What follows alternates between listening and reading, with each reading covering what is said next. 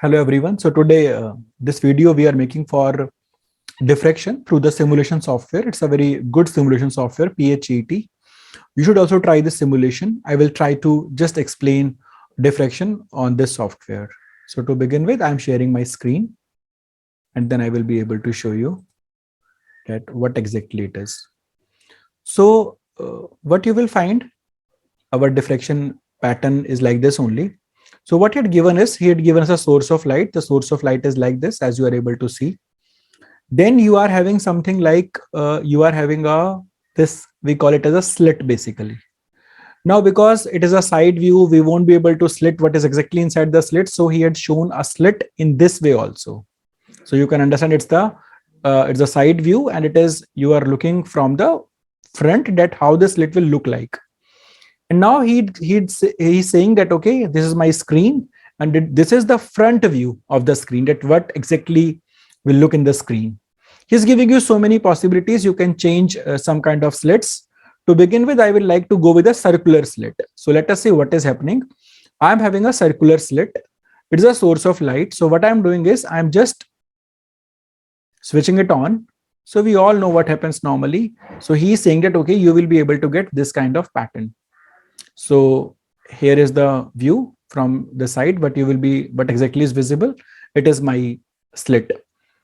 Now, you know, the formula normally says, there is a formula which says that, okay, that the central maxima, we are able to see central maxima, which is double. We are also having some other maximas, and we are having some minimas also. It is also quite very, very clear that the intensity of light is basically decreasing. You can see it from here. There is a formula also which says that central maxima is equal to twice lambda d by a.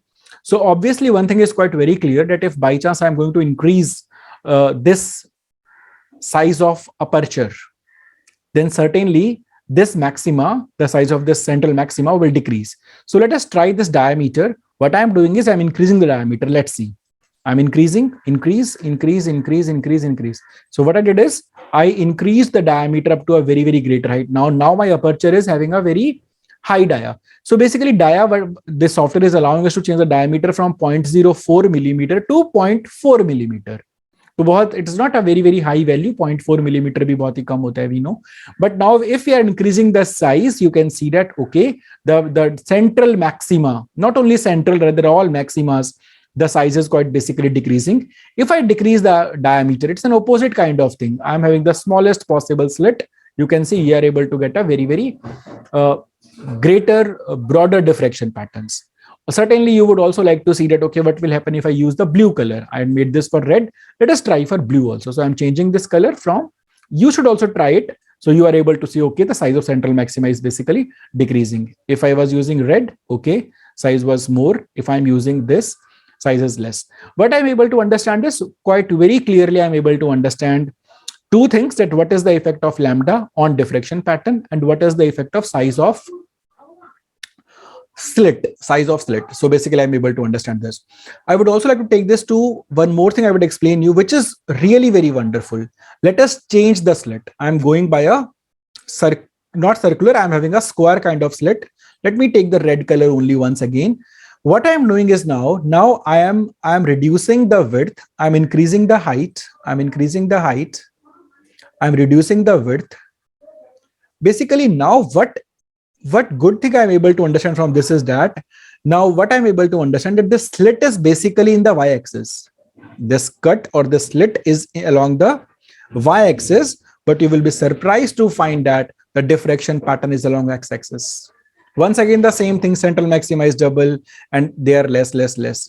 Let me try one more thing. What? Let me reduce the height. And let me increase the width. So now what you can see, we can see the slit is along the x-axis. Are you able to understand? This length is immaterial. What is mattering? Size of slit is mattering. Now you can see the slit is along x-axis, but the pattern is along y-axis. So one thing you can learn from this software, which is important, is that when we are having a slit in y-axis, pattern is along x. When your slit is along x, pattern is along y. And once again, you can change this also. I will try to give the link of this software on description also.